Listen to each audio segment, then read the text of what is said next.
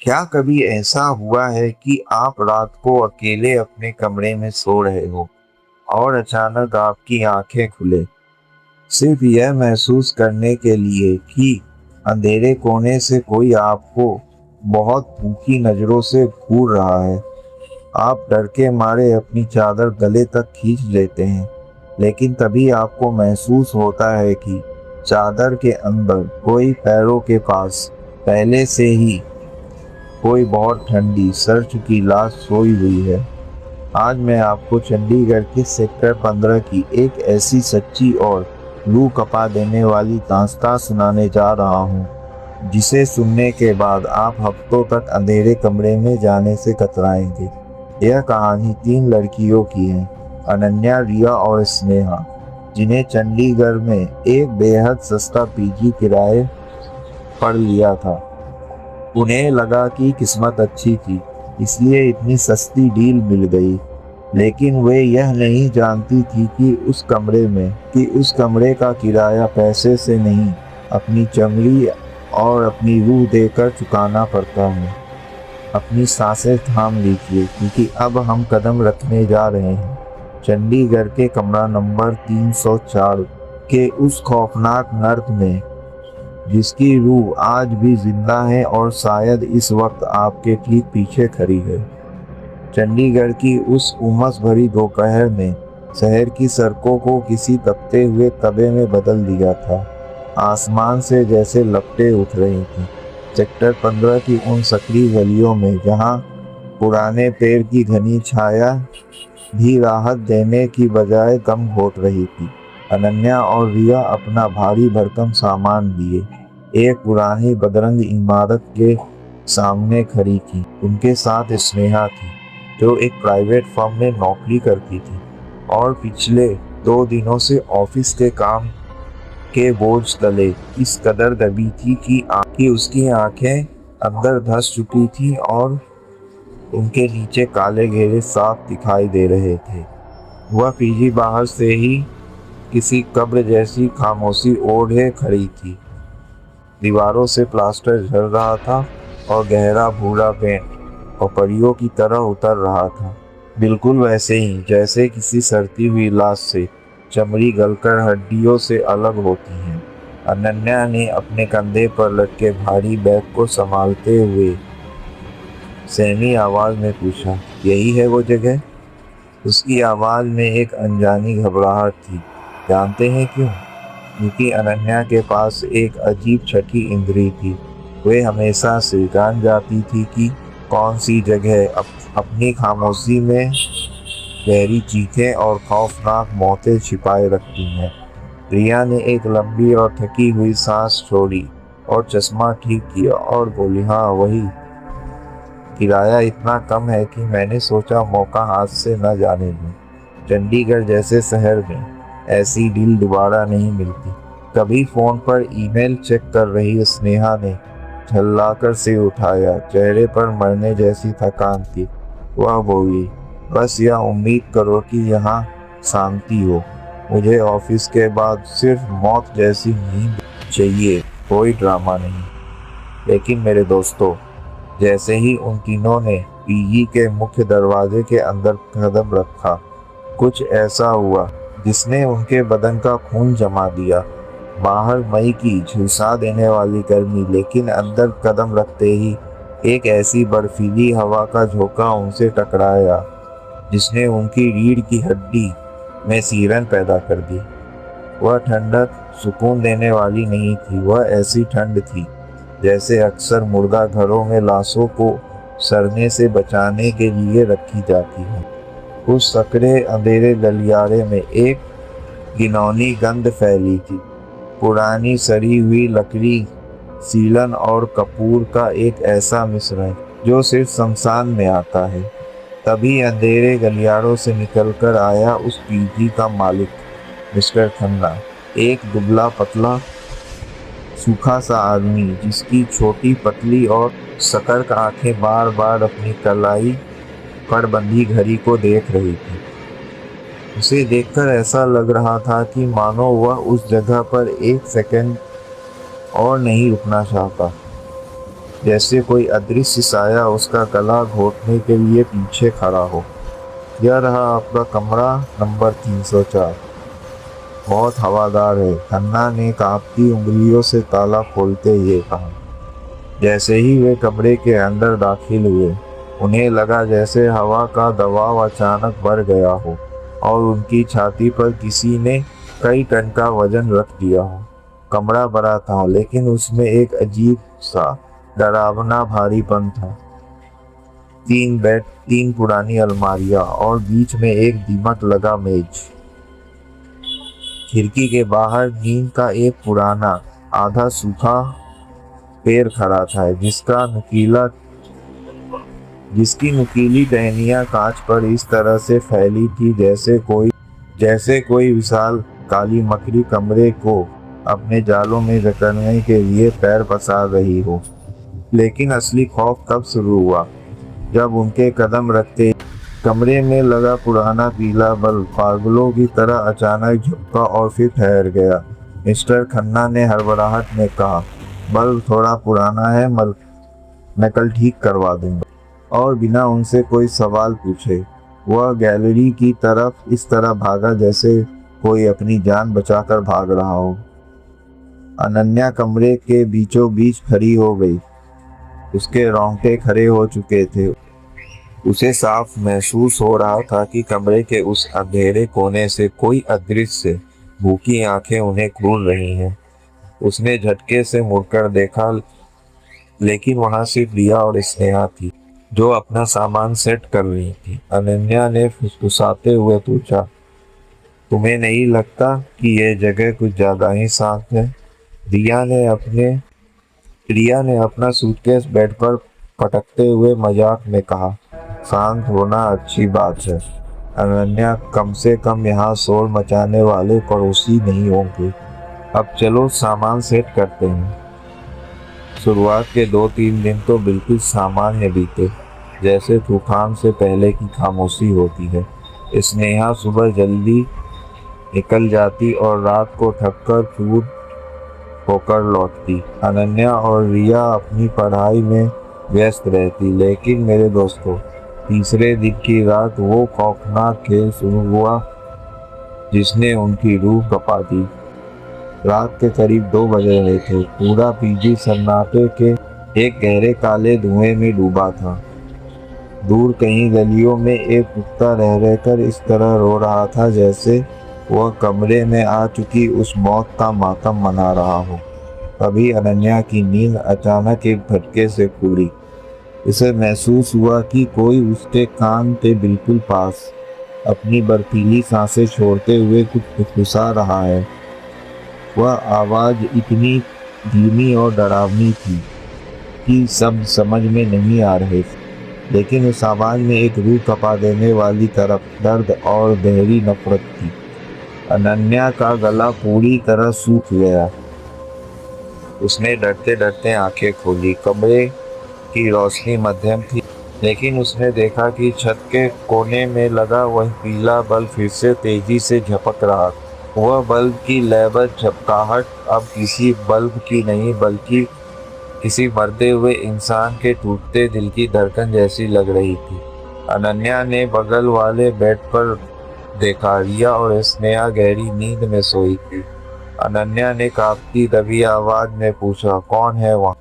जवाब में कोई इंसान नहीं, बल्कि एक बर्फीली हवा की सरसराहट आई। अचानक कमरे का तापमान इतनी तेजी से गिरा कि मई के महीने में भी अनन्या के मुंह से भाप निकलने लगी। और तभी सन्नाटे को चीरते हुए एक ऐसी आवाज आई जिसे सुनकर आपके रोंगटे खड़े हो जाए थे। ऐसा लगा जैसे कोई भारी गीले कपड़े को फर्श पर घसीट रहा हो, या शायद कोई लाश फर्श पर घसीटती हुई आगे बढ़ रही हो। वह आवाज़ धीरे धीरे अनन्या के बेड की ओर बढ़ रही कि अनन्या का दिल इतनी जोर जोर से धड़क रहा था कि उसे लगा कि वह उसकी छाती फाड़कर बाहर आ जाएगा। उसने डर के मारे अपनी चादर को अपने आंखों की तरफ खींच लिया, जैसे कि वह उसके बेड के बिल्कुल पास आकर रुकी।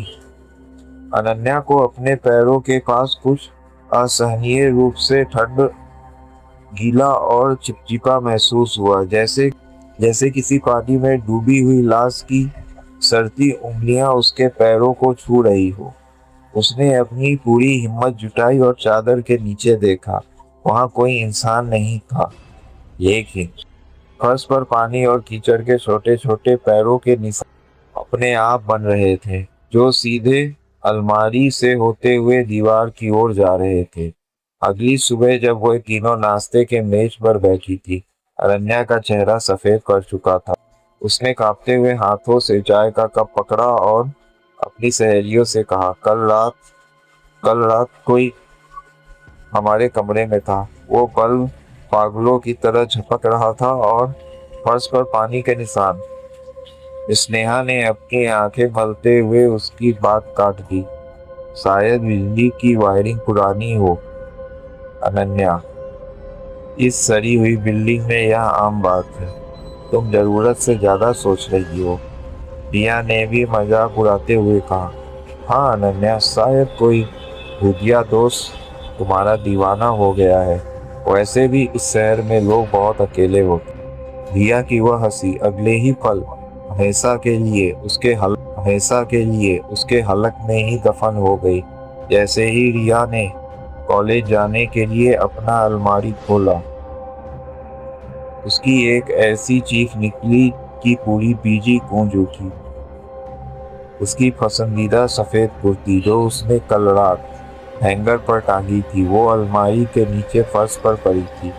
और वो सिर्फ पड़ी नहीं थी, वह पूरी तरह से काली, गीली शमशान की मिट्टी और किसी बदबूदार गाढ़े काले तरल पदार्थ से सनी हुई थी।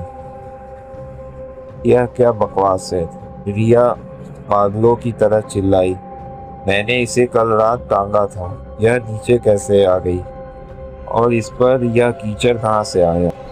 स्नेहा ने उस कुर्ती को पास से देखा और घृणा से अपनी नाक सिकोड़ ली। छी, सड़े हुए मांस, किसी पुराने लाश जैसी बदबू आ रही है। यह कैसे संभव है? उस दिन के बाद से कमरा नंबर 304 एक खौफनाक पिंजरा बन गया। उन्हें हर पल महसूस होने लगा कि वे अकेले नहीं हैं। कभी अचानक खिड़की दरवाजा अपने आप पूरी तरफ से बंद हो जाता, तो कभी बाथरूम के आईने पर धुंध जम जाती और उस धुंध पर कोई अदृश्य उंगली रूह कपा देने वाले शब्द लिख देती, निकल जाओ यहाँ से वरना मारे जाओ। फिर आई वो काली शाम। स्नेहा ऑफिस से बहुत जल्दी लौटा। उसका चेहरा डर के मारे पीला पड़ चुका था और वह थर-थर कांप रही। वह कमरे में घुसते ही सीधे सोफे पर गिर पड़ी। क्या हुआ स्नेहा, तुम इतनी डरी हुई क्यों हो? अनन्या ने उसके पास भागते हुए पूछा। स्नेहा ने सूखी थूक निगलते हुए कांपती आवाज में कहा, मैं आज नीचे वाले पुराने गार्ड से बात कर रही थी। वह पहले तो डर के मारे चुप था, लेकिन जब मैंने उसे इस कमरे का नंबर बताया तो उसके चेहरे से खून गायब हो गया। उसने मुझे वो बात बताई जो मिस्टर खन्ना ने हमसे छुपाई थी। रिया ने सांस रोककर पूछा। क्या बताया उसने? स्नेहा ने फुसफुसाते हुए कहा, करीब 2 साल पहले इस कमरे में एक लड़की रहती थी। वह यहाँ मेडिकल की पढ़ाई कर रही थी। एक रात उसने कमरे के अंदर से दरवाजा बंद कर लिया और खुदकुशी कर ली। उसकी लाश 3 दिन बाद मिली, जब कमरे से सड़ने की बदबू बाहर आने लगी। खन्ना ने पुलिस को मोटी रिश्वत देकर यह बात गवा दी ताकि पीजी बंद ना हो। स्नेहा की आवाज़ रोने जैसी हो गई। गार्ड ने कहा कि वह आत्महत्या नहीं थी, उसका बेरहमी से मर्डर किया गया था और तब से जो भी इस कमरे में आया है वह कभी जिंदा वापस नहीं गया। अभी स्नेहा की बात खत्म भी नहीं हुई थी कि अचानक कमरे का पीला बल्ब एक भयानक धमाके के साथ फूट गया। कांच के नुकीले टुकड़े चारों तरफ हवा में बिखरे और पूरा कमरा एक ऐसे घने अंधेरे में डूब गया जहां हाथों को हाथ भी दिखाई नहीं दे रहा था। लाइट चली गई। फ्लैशलाइट जलाओ, रिया चीख पड़ी। लेकिन दोस्तों, वह कोई साधारण ब्लैकआउट नहीं था। उस घने अंधेरे के बीच कमरे के सबसे ठंडे कोने से फिर फुसफुसाहट की आवाज गूंजी, लेकिन इस बार वह कानों के पर्दे फाड़ देने वाली एक हिंसक दर्दनाक चीख थी। मुझे अकेला मत छोड़। तीनों लड़कियां डर के मारे एक दूसरे का हाथ पकड़कर फर्श पर सिमट गई। तभी अनन्या को महसूस हुआ कि अंधेरे में से कोई अदृश्य सर झुका हाथ उसके बालों को पूरी तरह से पीछे की तरफ खींच रहा है। उसने झटके से अपना सिर छुड़ाया और स्नेहा के गले पर किसी ने अपनी जमी हुई बर्फीली उंगलियां कस दी। आह, बचाओ मुझे, मेरा दम घुट रहा है, स्नेहा दर्द और खौफ से चिल्लाई।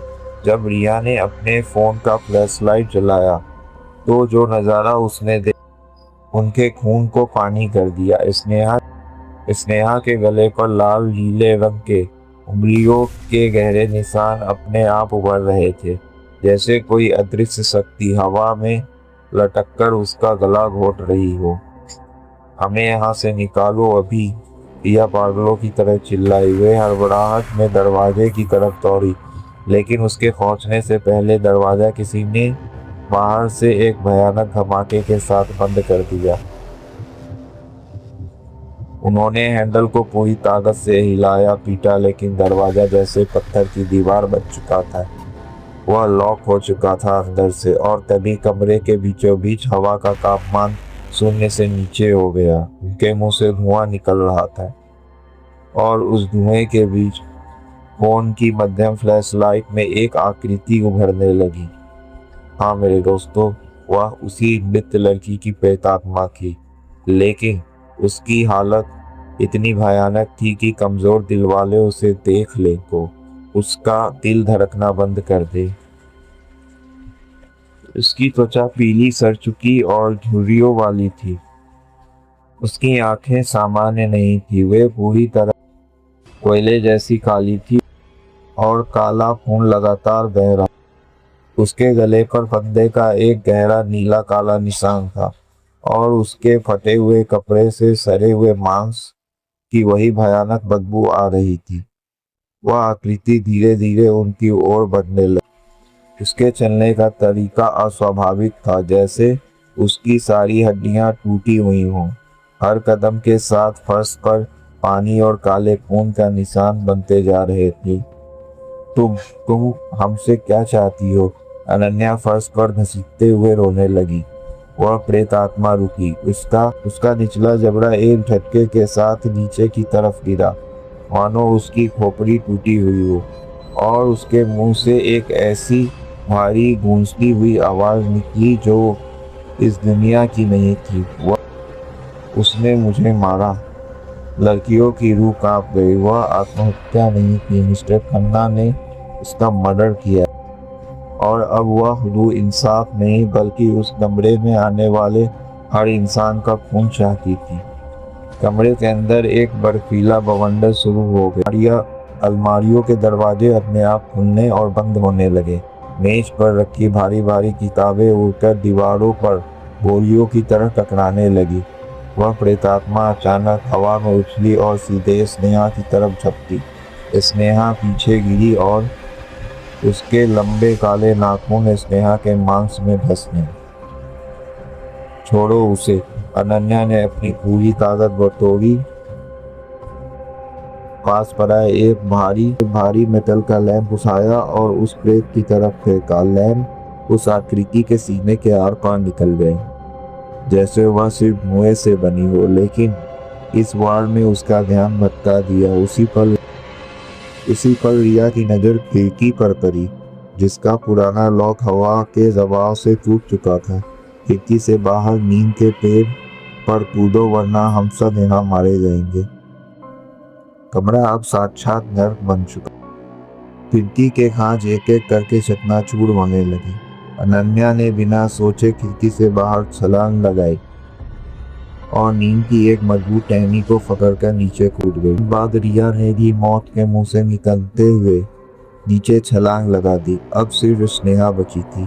जैसे ही स्नेहा ने खिड़की पर पैर रखा, उसने एक बहुत बड़ी गलती कर दी। उसने पीछे मुड़कर देख लिया। वह खौफनाक प्रेतात्मा अब उसके बिल्कुल सामने खड़ी थी, हवा में तैरती हुई। उसकी अंतहीन काली आंखें स्नेहा की आंखों में घात रही थी। उसने अपना सड़ा हुआ बर्फीला हाथ स्नेहा के कंधे पर रखा। उसकी उंगलियां स्नेहा की चमड़ी को जलाने लगी। उसने स्नेहा के कान के पास अपना जबड़ा लगाकर फुसफुसाया, तुम भी यहीं रहोगी। नहीं, स्नेहा ने अपनी आधी ताकत समेटी और खुद को खिड़की के बाहर झोंक दिया। वह सीधे नीचे कटीली झाड़ियों में गिरी। उसके पैर की हड्डी टूटने की आवाज आई, लेकिन वह बच गई। वह तीनों लड़कियां लहूलुहान फटे हुए कपड़ों में हाँफते हुए उस भयानक रात में चंडीगढ़ की सड़क पर दौड़ने लगी। जब उन्होंने दूर भागकर पीछे मुड़कर उस तीसरी मंजिल की खिड़की की तरफ देखा तो वह काली आंखों वाली लड़की वहीं खड़ी थी। उसका चेहरा बिल्कुल साफ था और वह धीरे धीरे अंधेरे में अपना हाथ हिला रही थी, जैसे वह उन्हें अलविदा कह रही है, या शायद यह वादा कर रही हो कि वह उन्हें कभी नहीं छोड़ेगी। वे लड़कियां उस रात ही चंडीगढ़ छोड़कर हमेशा के लिए चली गईं। उन्होंने अपना आधा सामान, अपनी किताबें सब उसी कमरे में छोड़ दिया, क्योंकि दोबारा उस नर्क में कदम रखने की हिम्मत किसी में नहीं थी। हफ्तों बाद जब वो एक नए शहर में एक नए मकान में रहने लगी थी और उस भयानक याद को भूलने की कोशिश कर रही थी, एक रात अनन्या अपने फोन की गैलरी स्क्रॉल कर रही थी। अचानक उसकी नज़र उस फोटो पर पड़ी जो उन्होंने पीजी में पहले दिन ली थी। फोटो में तीनों सहेलियां मुस्कुरा रही थी, लेकिन जब अनन्या ने उस फोटो को जूम किया, उसकी सांसें उसकी हलक में अटक गई। उसका पूरा बदन पसीने से भीग गया। उस फोटो में उन तीनों के ठीक पीछे कमरे के उस गहरे अंधेरे कोने में एक धुंधली काली आंखों वाली लड़की खड़ी थी और उसके लंबे काले नाखून वाले हाथ अनन्या के कंधे पर कसकर टिके हुए थे। उसी पल आज के इस शांत कमरे में अनन्या को अपने बाएं कंधे पर असहनीय बर्फ जैसा ठंडा दबाव महसूस हुआ, बिल्कुल वैसे ही जैसे उस रात कमरे में हुआ था। इसने थरथराते हाथों से अपने टॉप का गला थोड़ा सरकाया और आईने में देखा। वहां उसके कोरे कंधे पर एक गहरा नीला रंग का उंगलियों का निशान छपा हुआ था, ठीक वैसे ही जैसे उस मृत लड़की के गले पर फंदे का निशान था।